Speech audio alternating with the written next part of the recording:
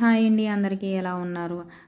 పిల్లల లంచ్ బాక్సెస్లోకి quick and easy recipe carrot rice చేసేసుకుందాం. వచ్చేసండి, కొంచెం హెల్తీగా చేసుకుందాం.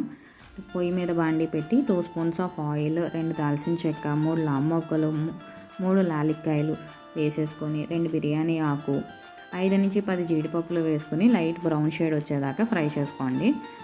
అంటే కొంచెం పంటికి తగిలితే బాగుంటుంది కదా. ఈ లోపల ఒక ఆనియన్, చిన్నగా తరిగిన ఆనియన్ 2 మిర్చీస్ స్లైసెస్ చేసుకొని వేసేసుకొని, కడిగి పెట్టుకున్న కరివేపాకు కూడా వేసుకొని లైట్గా ఫ్రై చేసుకోండి. లైట్గా ఫ్రై చేసుకుంటే చాలు, బ్రౌన్ షేడ్ రానవసరం లేదు.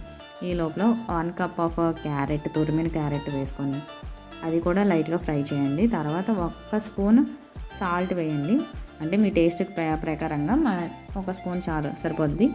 ఆ 1 స్పూన్ సాల్ట్ వేసిన తర్వాత కడిగి పెట్టుకున్న కొత్తిమీర, పుదీనా 2 కూడా వేసేసుకొని అదొకసారి మిక్స్ చేసుకోండి.